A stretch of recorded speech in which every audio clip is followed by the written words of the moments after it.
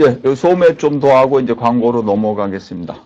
소매는 유통에서 중요한 것이고, 오프라인에는 입지랑 뭐 이런 게 중요하고, 온라인에는 이제 뭐 사이트를 알리는 것, 이렇게 중요한 거죠. 입지 결정에서 보면 이제 지역을 선정하고, 상가를 선정하고, 점포 위치를 선정한다. 그래서 점포 위치가 좋으면 보통 돈을 더 냅니다. 이게 권리금이 비싸다고 하죠. 권리금이 비싸고, 예. 권리금이라는 건 주로 그 1년 동안 영업을 해가지고 벌어들 수 있는 돈을 권리금이라고 합니다. 골에서 권리금 주죠. 상권은 보통 1차, 2차, 3차인데 1차는 보통 한 60%뭐 이런 거고 2차가 한 20, 30%, 3차는 아주 적죠. 그래서 뭐 백화점 같은 경우는 이 1, 2, 3차 상권이 주로 뭐 몇십 킬로미터까지 되고 반경. 근데 뭐 다른 데들은 이렇게 넓지 않습니다. 편의점이 한 몇백 평, 그다음에 할인점이 한 1, 2km, 그다음에 백화점이 뭐 몇 킬로에서 10km 뭐 이렇게 되죠. 상권의 매력도는 인구가 많아야 되고, 그다음에 주위에 많은 분들이 있는 거. 우리나라에서 소득이 가장 높은 지역이 이제 울산인데요. 울산 같은 데가 이제 백화점이 많죠. 그 작은 데 비해서 백화점이 많고, 상당히 수가 많고. 인구가 상권이라는 거는 지역 자체가 이제 밀집되어 있습니다. 서울에도 백화점 상당히 많죠. 밀집되어 있고 소득이 높은 지역이라서. 상당히 독립매장 길거리에 있는 거고, 비계획 상업지역은 그냥 예전에 그냥 시장 같은 거 쭉 해서, 요새는 이제 계획 쇼핑센터, 우리나라도 대부분이 계획 쇼핑센터들이 이렇게 계획을 해가지고 딱 하고, 지금, 요새 앞으로 도시개발 계획에 의해서 새로 하는 건 전부 계획적인 거라고 할 수 있죠. 점포의 최종적 위치는 뭐 이렇게 쭉 돼 있고, 쭉 자동차 통행량 보행이 이렇게 있고, 상품 구색은 아주 중요한 겁니다. 멀천다이즈 어서트먼트, 그러니까 물건이 제대로 많이 팔고, 제품의 품질이 상당히 괜찮고, 구색은 넓고, 깊이도 넓고, 폭도 넓고, 깊이도. 예를 들어서 뭐, 라면이 웬만한 라면, 봉지라면, 컵라면 다, 그다음에 동그란, 컵라면도 이렇게 앞으로 먹는 게 널쩍한 게 있고, 쟁반 같은 게 있고, 이렇게 조그만 게 있고, 그다음에 봉지라면. 이 폭이 넓고, 그다음 깊이도, 뭐, 거의 다 뭐, 그냥 많은 거. 많이 파는 거, 많은 종류, 많은 브랜드. 그러니까 많은 브랜드에 많은 사이즈 이렇게 파는 게 제일 좋은 거죠. 그럼 이제 보통 사람들이, 그러면 교수님, 브랜드를 다 커버해야 돼요? 조그만 브랜드에서 쭉 들어가야 돼요? 이거는 이제 선택의 문제가 됩니다. 그래서 우리나라에 나와 있는 라면의 모든 브랜드를 해가지고, 뭐, 모든 브랜드를, 모든 사이즈를 다 하면 제일 좋겠죠. 근데 점포 매장이 그렇게 안 되니까, 모든 브랜드 중에서 모든 브랜드를 커버하면서 사이즈를 사람들이 많이 먹는 조그만 기본적인 형태를 할 거냐, 아니면 브랜드를 줄여가지고 깊이 할 거냐, 이거는 이제 점포가 결정을 해야죠. 전문점일 경우는 이제 보통 다 커버를 하게 됩니다. 뭐, 전문점에 가면 웬만한 거 다 있죠. 하이마트나 교보문고나 인터파크 이런 데 가면 거의 다 있죠, 책이요. 뭐 전문점이니까. 근데 백화점이나 할인점만 가도 그렇게 있지 않죠. 백화점에 가보시면 가전사로 가면 없는 것도 많이 있고 그럽니다. 멀천다이징이란 물건을 서비스를 구매해서 판매하는 거와 관련된 것. 그러니까 유통업체는 물건을 판매를 하는 곳이죠. 그러니까 물건을 잘 안 만들고 물건을 제조업체들이 만들거나 수입한 것을 판매를 하는 거에서 멀천다이징 잘 골라야 된다는 얘기입니다. 근데 이제 물론 제조업체가 만든 게 아니고 유통업체가 만든 경우 있죠. 이거 프라이빗 레이블이라고 합니다. 프라이빗 브랜드. 자기 점포에 이름을 붙인 거. 이마트에 가면 이플러스라고 있습니다. 이플러스 라면도 있고 뭐 양말도 옛날에 있었는데 그거는 대한민국에서 이플러스에서만 팔죠. 다른 데는 안 팔고. 물론 신세계백화점은 같은 기업이니까 신세계백화점에 있을 겁니다. 신세계백화점이나 이플러스나 뭐 이런 데는 있을 건데 이마트에는 다른 데는 없는. 그게 이제 자기만의 브랜드. 이건 광고를 안 하니까 값이 싸죠. 품질도 뭐 요새는 괜찮습니다. 가격 전략에는 할인장을 하는 게 대부분이고 at the market concentration 오리엔테이션이 시장을 보통 지향하죠. 근데 시장가보다 조금 싸게. 업스케일은 이제 좀 비싼 거. 근데 업스케일을 하는 경우는 이제 주로 백화점이나 면세점들이 그렇게 하는데 업스케일을 많이 들어가면 물건이 그렇게 잘 안 팔린다. 그래서 이제 자꾸 값을 낮추려고도 하고. 관습 가격은 일정한 게 팔던 거. EDLP라는 게 Everyday Low Price인데 이게 1년 내내 싸게 판다는 얘기입니다. 1년 내내. 이마트가 뭐 최저가 보상 제도에 갖고 뭐라고 했습니까? 우리보다 싼 거를 구해오면 깎아주겠다. 근데 이제 실제는 이제 그렇게 잘 구해오지도 않고, 그래서 백화점은 하이로라 합니다. 하이로. 그래서 보통 때는 하이고, 세일을 1년에 뭐 4번인가 5번 할 때는 로우고. 보통 때 하이면 할인점보다 비싼데, 백화점에 세일을 들어가면 할인점보다 싸죠. 백화점에 세일하면 보통 몇 퍼센트 세일합니까? 2% 세일합니까? 60% 세일합니까? 그런 거 없죠. 백화점 세일하면 보통 몇 퍼센트 세일합니까?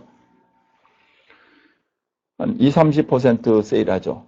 백화점이 보통 때 팔다가 20, 30% 세일을 했을 때는 할인점의 가격보다 싸다는 얘기는 할인점이 보통 백화점보다 얼마나 싸다는 얘기입니까? 한 10%에서 15% 정도. 뭐 제품에 따라 다르겠지만 뭐 이불이나 화장품 이런 건 그렇게 안 쌀 건데 뭐 다른 문구류나 뭐 자파류 뭐 이런 거 가전 같은 거는 또 조금 조금 백화점이 보다 할인점이 좀 쌀 수가 있죠. 그러니까 할인점이 한 7, 8%에서 10%, 12% 정도 싸면 백화점이 보통 때는 비싸다가 백화점이 세일을 들어가면 할인점보다 싸다는 얘기입니다. 일시적으로. 변동 가격은 수요나 원가에 따라서 변화하는 거죠. 수요나 원가에 따라서. 근데 이거는 백화점이나 할인점 같은 데는 잘 안 씁니다. 왜? 값이 자꾸 변하면 사람들 왜 저번에보다 내 친구는 이렇게 샀는데 내 친구는 12만 원에 샀는데 왜 나는 13만 원입니까? 나는 13만 원에 샀는데 저 친구는 11만 원 이렇게 나오면 이제 문제가 되죠. 정찰 가격에서 쓰는 게 보통 이제 원 프라이스 폴리스를 하고 묶음에 따라서 많이 사면 좀 깎아주는 거죠. 플렉서블은 이제 협상에 따라서 이거는 일반 소매는 별로 없습니다. 일반 소매는 별로 없고 대형을 살 때, 대규모를 살 때 이제 깎아주고 그렇게 하죠. 족지는 이제 광고, 판촉, 웹사이트 홍보, 인적 판매, 구전을 하는데 뭐 소매점은 광고를 잘 안 하고 소매점이 광고하는 거, TV 광고하는 거 봤습니까? 우리 GS 슈퍼로 오세요 이런 거 별로 없죠. TV 광고 잘 안 하죠. 백화점이 가끔 TV 광고 잘 안 하고 신문에 이제 세일 광고만 하죠. 점포 관련 점포 분위기가 있고 외관, 내부 인테리어, 매장의 매치, 상품 진열 방식, 이런 게 이제 화려하고 뭐 이렇게 되면 이제 조금 좀 비싸고 외관도 비싸고 그다음에 점포 내에 들어가서는 뭐 신선하고 이렇게 하고 에어커튼 식품 같으면 에어커튼 있고 뒤에 백룸에 가면 좀 지저분하고 창고 같고 뭐 그러죠. 그리고 할인점 같은 데는 할인점이나 도매형 홀세일 클럽 뭐 코스코나 이런 데 가면 이 주차장 가면 막 주차장이 약간 지저분하게 돼 있죠. 백화점은 그보다 좀 깨끗하게 돼 있고 그래서 이 외관 같은 데 백화점이 신경을 많이 쓰고 고객 서비스는 기본 서비스, 확장 서비스인데 기본은 고객이 다 해주는 겁니다. 뭐 포장지도 주고 뭐 쇼핑백 같은 건 돈 주고 사라 그랬는데 기본 서비스는 다 하죠. 뭐 근데 이제 확장 서비스는 이제 배달, 슈퍼마켓 같은 경우는 배달하는데 백화점은 거의 배달 잘 안 하죠. 옷 같은 경우 많이 사면 약간 배달해 주는 경우가 있고 일반적으로 배달 잘 안 하죠. 도매상은 상인 도매, 브로커 이렇게 이제 두 가지입니다. 크게는 그러니까 상인 도매상이나 대리점. 이게 뭐냐? 상인 도매상은 자기가 물건을 직접 사서 판매하는 사람들이 상인 도매상이고 머천트 홀세일이라고 해갖고 자기가 물건을 직접 사가지고 판매하는 경우. 제가 저번에 한번 말씀드렸는데 쿠쿠밥통이 워낙 세니까 쿠쿠밥통이 도매상들이 물건을 사러 오면 현찰을 몽땅 내라고 합니다. 보통 그런 경우 그렇게 많지 않은데 몽땅 내라고 그럽니다. 몽땅 현찰을 내면 쿠쿠밥통을 가져가요. 쿠쿠밥통은 전국에 판매를 해요. 남으면 어떻게 됩니까? 남으면 그 도매상이 자기가 책임져야 돼요. 그렇게 됩니다. 근데 대리점이 브로커는 그렇게 안 하죠. 그냥 가서 협상을 해가지고 우리가 얼마를 사고 싶다. 그럼 그렇게 해라. 그리고 사고 손님한테 먼저 팔아요. 팔아가지고 손님들이 산 거만 손님이 200개를 사면 그만큼만 받아가지고 팔고 재고라는 게 별로 없고 대리점이 브로커라는 게 브로커가 다 그렇게 돼 있죠. 근데 우리나라는 지금 대리점이 뭐 제일모직 대리점 무슨 한센 대리점에서 대리점들이 프랜차이즈의 형태도 있고 이런 도매의 형태도 있고 해서 얽혀 있습니다. 얽혀 있는데 보통의 기본적으로는 에이전트라는데 에이전트나 브로커. 머천트 홀세일러는 자기가 소유권을 오너십을 가지고 물건을 몽땅 사가지고 판매하는 걸 머천트 홀세일러라고 하고 대리점이나 브로커는 중간에서 위탁 수수료, 판매를 내고해가지고 하는 겁니다. 쉽게 하면 이렇게 얘기하면 됩니다. 아파트를 할 때 부동산 중개하신 분들이 어떻게 합니까? 그냥 양쪽에 내고해서 수수료만 받죠. 그렇죠? 근데 뭐 컴퓨터를 할 때는 LG전자에서 컴퓨터를 왕창 사가지고 자기가 파는 거, 이건 상인들이 되고, 아파트 중개는 브로커라는 얘기죠. 상인도매사는 독립되면서 완전 기능, 자기가 몽땅 다, 보통은 다 완전 민영. 근데 그게 많지 않죠. 자기가 사가지고 해가지고, 우리나라는 도매가 그렇게 발전을 안 했습니다. 왜 안 했을까요? 국토가 작고 물건이 이렇게 많지도 않고, 그다음에 전통시장이라는 게, 재래시장이라는 게 다 도매 기능을 했죠. 왕창, 두산타워나 밀려에 있으면 지방에서 옷가게 하시는 분들이 좀 올라서 물건을 다 사가죠. 이게 또 도매 기능을 많이 하죠. 도매 기능을 많이 해서 재래시장형이나 아울렛 쇼핑몰이나 그다음에 어떤 용산 전자상가 이런 것들이 도매 기능을 많이 하기 때문에 독립적인 도매가 이렇게 발전을 안 하죠. 식품 도매도 별로 없고. 대점은 이제 자기가 중간에서 이제 좀 거래 관계를 하고 이제 저기 하는 거 넘겨주고 브로커죠. 제조업체 도매업은 이제 제조업체 걸 파는 세일즈 오피스, 브랜치 오피스, 바잉 오피스라고 있는데 그건 뭐냐면 외국계 바잉 오피스가 그래서 월마트의 바잉 오피스가 국내에 들어와 있습니다. 여기 가서 옛날에 무슨 우리나라의 그룹에서 어느 그룹에서 뭐 주전자 만든 걸 사가지고 하고 바잉 오피스, 브랜치 오피스는 해외에 가서 지사죠. 거기 지사에서 물건을 들여서 미국으로 해서 판매하고 국내에 들어와서 그걸 팔기도 하고 우리나라에 지금 들어와 있는 그 외국계 수입 명품 업체들이 대부분 약간 그런 형태였죠. 일단 유럽에 프랑스나 이태리나 뭐 독일, 스위스 이런 데 본사가 있고 그다음에 이제 한국에 이제 홍콩에다 아시아 지사를 내고 그다음에 이제 한국에 들어와 가지고 이렇게 해 가지고 이제 진행하는 거 그런 형태입니다. 도매업 마케팅 전략은 뭐 이렇게 인데 이건 뭐 그렇게 중요한 문제는 아니고. 네, 여기까지 다 했습니다. 유통을 이제 정리를 하면 유통이란 제조업체가 물건을 만든 것을 소비자에게 판매하는 건데 예전에는 도매도 있었는데 우리나라는 전통적으로 도매가 잘 안 되고 주로 소매다. 소매는 점포 형태를 가진 뭐 백화점, 할인점, 슈퍼마켓, 전문점, 편의점 이런 것들이 있고 소매는 그 다음에 이제 무점포에는 인터넷이나 직접 판매나 뭐 홈쇼핑 이런 것들이 있다. 무점포가 일반적으로 좀 싸다. 그리고 고객 관리를 하고 물건을 팔고 판촉 기능이 좀 있고 광고는 잘 하지 않습니다. 여기서 중요한 얘기를 하면 소매점들이 판촉을 많이 하게 되면 브랜드 가치가 좀 떨어집니다. 근데 이제 브랜드 가치는 광고를 많이 하면 브랜드가 올라갑니다. 브랜드 가치가 올라간다. 예, 여기까지 수고하셨고 다음에 이제 광고로 가겠습니다.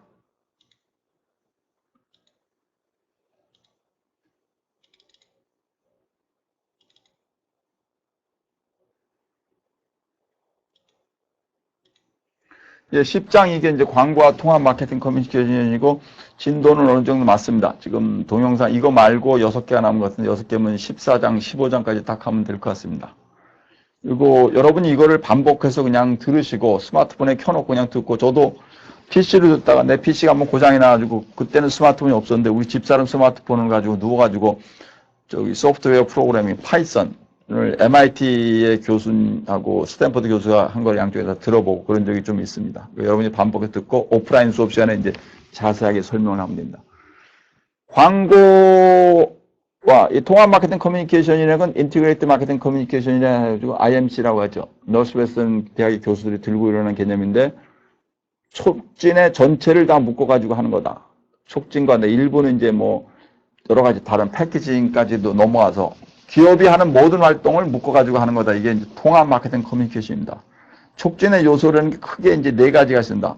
광고, 인적 판매, 판매 촉진, 홍보. 그다음 PR 이런 것도 있고, PR은 조금 다른 문제고, 홍보하고도 관련되고, 대중관계, 기업체 관계, 뭐 이런 거, 정부 관계 이런 거고, 광고는 기본적으로 자기 돈을 내고 물건을 팔기 위해서 광고하는 것이 광고고, 그 다음에 인적 판매는 물건을 세일즈맨들이 하면서 하다 보니까 저절로 소개도 하게 되고, 그 다음에 이제 판매 촉진은 소매점에서 물건을 판매 종교를 하기 위해서 가격을 싸게 하거나 1+1이나 뭐 적립금을 주는 거. 홍보라는 건 자기 돈을 원칙적으로 들이지 않고 기업체의 제품을 알리는 것이 홍보입니다. 근데 뭐 자기 돈을 완전히 들이지 않았을 경우는 신문사나 방송사가 알아서 적어주면 되는데 안 되는 경우는 이제 관계가 좋은 경우에 이제 이렇게 하고 그렇죠. 근데 이 모든 걸 섞어가지고 옛날에는 각각 했는데 이걸 묶어가지고 하자. 이게 인티그레이트 마케팅 커뮤니케이션입니다. 전체를 묶어가지고 하는 거다. 전체를 묶어서 하는 이유는 개별적으로 하는 것보다 효과를 극대화할 수도 있고 또 하나는 이미지 컨플릭트를 줄여야 된다. 예를 들어서 광고를 하는데 어느 기업체가 저희는 이번에 국내 최저가로 판매했을 때 광고를 했어. 그 사람들 그렇게 알았어. 근데 세일즈맨이 왔는데 와가지고 세일즈맨을 얘기하다 보니까 뭐 얼마를 내나? 저쪽에 어느 A 브랜드보다 10% 비싸네 이렇게 나오면은 이 이미지가 안 맞아. 그러니까 전체를 통일하려는 의미도 있는 겁니다. IMC의 등장 배경이 쭉 있죠. 뭐 환경이 그리고 소비자들이 변화하고 그다음에 관계 마케팅이 중요해지고 또 하나는 이제 인터넷이 들으면서 모바일 이 당시에는 이제 이게 나올 때는 모바일이 별로 없었는데 다 PC 기반에서 인터넷을 했는데 요새 이제 모바일이 되고 SNS를 통해 가지고 이런 것이 막 우후죽순 나오면서 전체를 해서 이걸 다 통해서 합니다. 요새는 제품 광고하면 어떻게 합니까? 다 일반 대중 매체도 하지만 인터넷도 하고 좀 모든 거 심지어는 이 종업원들이 입고 다니는 옷까지 해갖고 몽땅 돼서 이 판촉을 거르는데 이걸 전체를 하나의 통일된 인추게이트 마케팅 커뮤니케이션 하죠. 통일된 거. 미국 광고협회가 얘기해서 뭐 광고 DM 다이렉트 메일이죠. 다이렉트 메일은 집으로 보내는 거예요. 대학교 들어오면 대학교 들어왔다 그래갖고 뭐 미장원에서 뭐 날라오는 거 그런 거죠. SPN 세일즈 프로모션 판매 촉진하는 거. PR은 이제 퍼블릭 리레이션, 그래서 관계를 가지는 거 이런 겁니다. 그래서 각 수단들을 포괄 여기 있죠. 밑에 조금 읽어보십시오.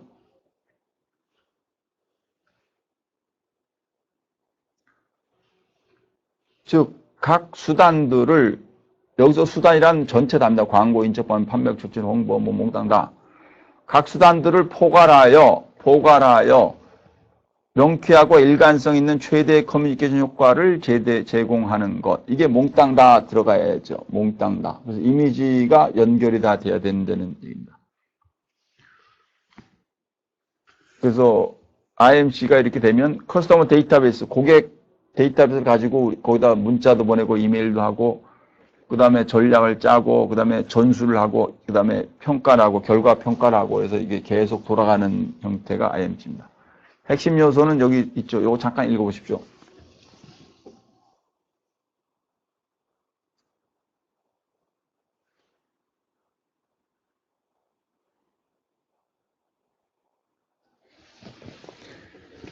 데이터베이스, 고객 데이터베이스를 가질 수가 있어요. 그게 요새 이제 DB가 관계형 DB, RDB라 하죠. 릴레이셔널 데이터베이스 제도가 나오면서, 그다음 관계형 DB, 오라클 DB가 제일 세죠. 인포믹스나 사이베이스 뭐 이런 것도 마이크로소프트도 있고, MySQL 이런 게 있는데, 오라클의 DB를 기반으로 해가지고 데이터베이스가 나오면서 그것을 전산화돼서 모두 고객 DB를 알 수 있고, 또 하나 고객 적립금 카드를 통해서 고객을 접촉이 가능하고, 그 다음에 다양한 마케팅 커뮤니케이션이 늘었죠, 지금.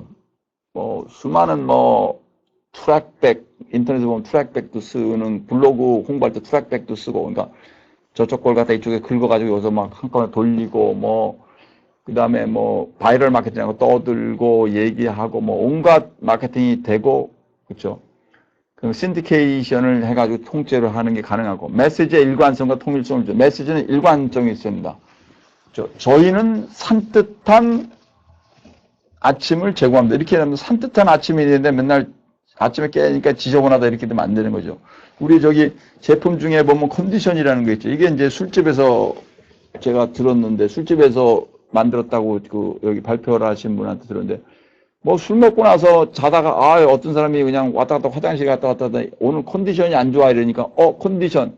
그래서 그 다음날 회사에 출근해가지고 컨디션을 만든 겁니다. 어떻게 만들었어요? 직원들한테 술 먹고 나서 아침에 하면 어떻게 하냐, 그러니까 아침에 일어나면, 술 많이 먹었다 그러면 콩나물국도 끓여주고 뭐도 끓여주고, 그럼 집에 가서 사모님한테 물어보라 그래요. 그리고 다 조사해가지고 컨디션들하는 걸 만들어가지고 그걸 팔아놓죠. 아침에 숙취 해소한다. 그럼 숙취 해소가 되는 메시지를 해서 계속 해야 돼. 숙취 해소가 돼야 되는 숙취 해소가 안 되면. 비타 500, 그런데 비타 500이 비타민 같이 활발해야 되는데 그게 안 되면 안 되는 거죠. 그러니까 메시지의 일관성과 통일성이 아주 중요한 겁니다. 전략 수행을 평가를 해서 메시지는 마케팅 전체가 하나의 통일된 개념을 주는 메시지가 일관적으로 해야 됩니다.